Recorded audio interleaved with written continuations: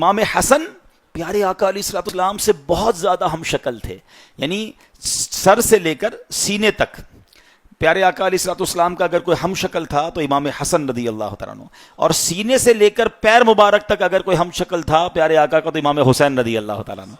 یعنی یہ دونوں ملتے تھے نا تو پیارے آقا کی پوری تصویر سامنے آ جاتی تھی۔ یہی بات تو اعلیٰ حضرت امام اہل سنت نے کیا خوبصورت انداز میں بیان کی۔ چلے کچھ آپ کو اعلیٰ حضرت کی شاعری کی انٹرپریٹیشن بتائیں تاکہ آپ کو پتہ چلے کہ وہ کیا کمال کی بات کرتے تھے۔ وہ فرماتے ہیں ایک سینے تک مشابہ، ایک وہاں سے پاؤں تک، حسن سبتین ان کے ناموں میں ہے نیما نور کا، صاف شکل پاک ہے دونوں کے ملنے سے عیاں۔ جب یہ دونوں ملتے ہیں نا تو پیارے آقا کی تصویر سامنے آ جاتی ہے۔ مگر جو اگلا شعر کا جملہ ہے نا وہ بڑا انٹرسٹنگ بھی ہے، بڑا تھوڑا سا ٹپیکل بھی ہے، مگر سمجھ جاؤ گے تو ایمان تازہ ہو جائے گا۔ وہ فرماتے ہیں صاف شکل پاک ہے دونوں کے ملنے سے عیاں، خط توأم میں لکھا ہے یہ دو ورقہ نور کا۔ ابھی خط توأم کس کو کہتے ہیں؟ آج کل تو انٹرنیٹ کا زمانہ ہے، ٹیلیکس کا زمانہ ہے، سیٹلائٹ فون آ گئے ہیں، فوج کے لوگ آپس میں رابطہ خفیہ فونز پر کرتے ہوں گے، ہاٹ لائن پر کرتے ہوں گے۔ اس زمانے میں تو ایسا نہیں تھا، پیغام پہنچانا پڑتا تھا، گھڑ سوار جاتا تھا، رائڈر جاتا تھا لیٹر لے کر۔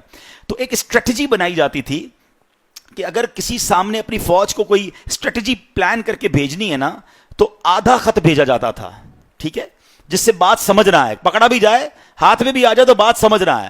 جب وہ آدھا پہنچ جاتا تھا نا تو پھر آدھا دوسرا بھجوایا جاتا تھا، اور جب وہ دونوں ملائے جاتے تھے نا تب جا کے بات سمجھ آتی تھی کہ اصل مسئلہ کیا ہے، جس کو کوڈ ڈی کوڈ کہتے ہیں، ٹھیک ہے۔ اس کو عربی میں کہا جاتا ہے خط توأم، یعنی ایسا خط جو دو ٹکڑوں میں ہو، جب تک ملے نہ تو بات سمجھنا ہے۔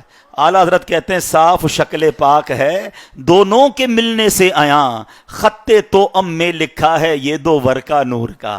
یہ دونوں ملتے ہیں تو میرے آقا کا چہرہ اور سراپا سامنے آ جاتا ہے۔ جبھی تو کہتے ہیں نا تیری نسل پاک میں ہے بچہ بچہ نور کا، تیری نسل پاک میں ہے بچہ بچہ نور کا، تو ہے عین نور تیرا سب گھرانہ۔